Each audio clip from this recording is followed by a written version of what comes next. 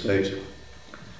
And I was given a helicopter, and I got this guy into the plane. I flew him all over northern areas of Cyprus, and every place, took him along to these regional joint community meetings and councils we'd set up, and was able to show him that, how easily and readily, Cypriots were able to produce their own solutions once you gave them a framework within which to do so, and once they were supported by some genuine peacekeeping operation.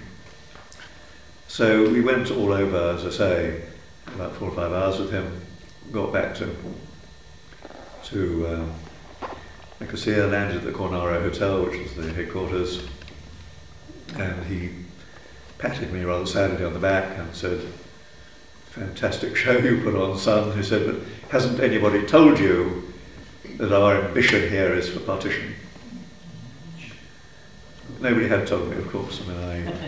But what is interesting is that before I had gone to take up the job in Malta, I had been briefed in London, and Cyprus had come into the various briefings. I had been briefed by the Foreign Office. Foreign Office view was that Cyprus basically didn't matter what happened there, so long as what happened was not controlled by the Cypriots. What mattered for the Foreign Office was the relationship with Turkey, and particularly at that time with Turkish overflying rights. And then went to the Ministry of Defence. The Ministry of Defence was still of the opinion that Britain should have hung on to the whole of Cyprus as a sort of vast military base, happy at being confined to their bases, and they said with the mission they had, that nothing must happen that could destabilise that, and they thought that a unitary Cyprus would see attacks on the bases and destabilisation of the base security. So, and then went to the intelligence services, and they were running these programs in which, again, the objective was that overall objective was to set up a resistance against the possibility of Soviet incursions into the Mediterranean and into Europe. And unfortunately, as happens in these cases, what they had done was select the most anti-communist, anti-leftist bodies they could find in every country. This included Greece and even included Britain and Italy. And to those people they had given specialist training, supplied them with weapons caches, and taught them the whole arts of destabilisation, and also incidentally of other nefarious activities such as torture. And I say this because I was once taken to one of their training headquarters in Greece, outside of Halkis, and this American major very proudly showed me how he was teaching these people that who were members of the George Armory, that somebody who was a leftist, particularly somebody who was a communist, was not a human and could be treated like any form of torture or assassination or killing.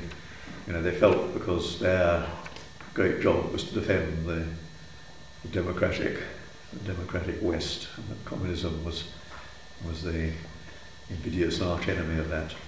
So, these attitudes spilled over into the way that cells were created and supported in Cyprus within each community by NATO forces, and to them weapons were delivered and, as I say, training given in the use of those weapons. This is outside the perhaps the self-motivated parastatal groups that began to grow up, and which had grown up in many cases because within each community there was a sense that the crisis was coming, that there was going to be an attack on them by somebody, and that they must arm themselves to defend themselves against that attack.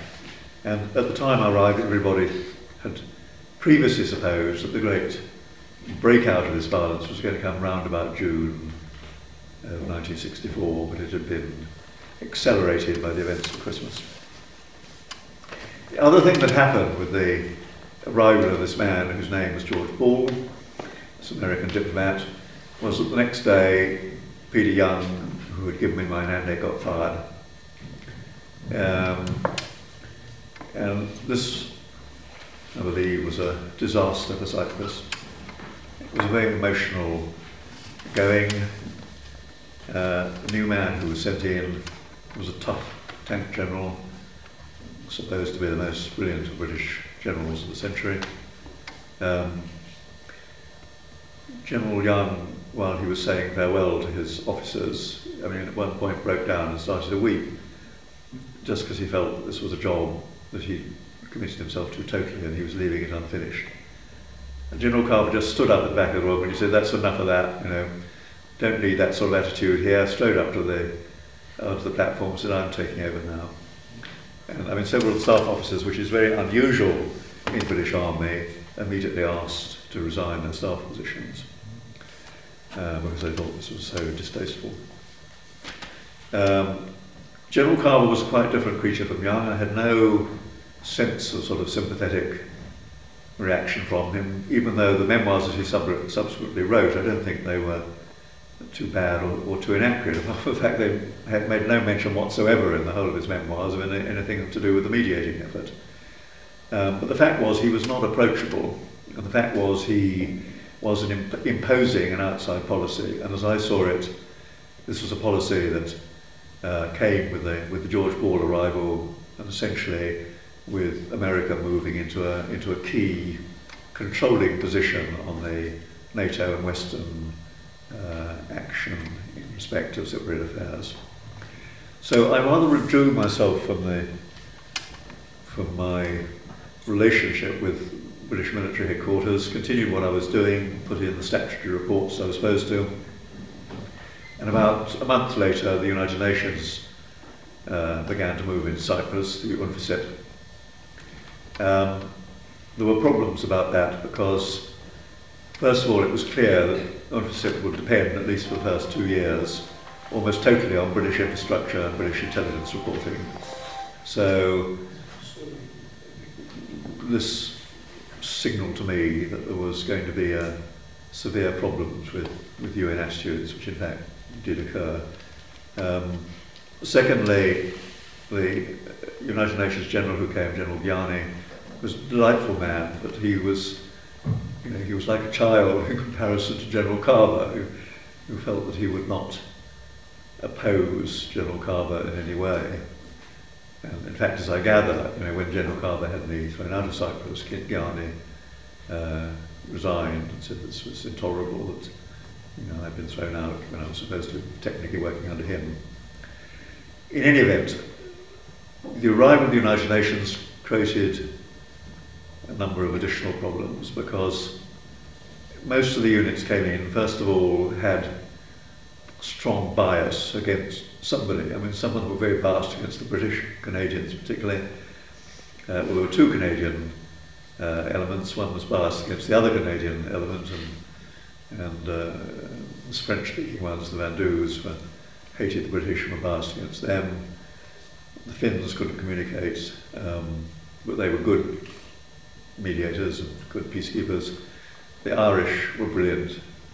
The Swedish were very easily swayed. They fell in love immediately with local girls, and if they happened to be Greek Cypriots, they would start helping Greek Cypriots. They happened to be Turkish Cypriots, they'd start smuggling arms for the Turkish Cypriots. So, we had this extraordinary thing, and the problem was that these UN units coming in felt that it was their fiefdom now, and they didn't particularly want these independent patrols wandering around. So it was very difficult to get myself accepted by the United Nations troops on the ground.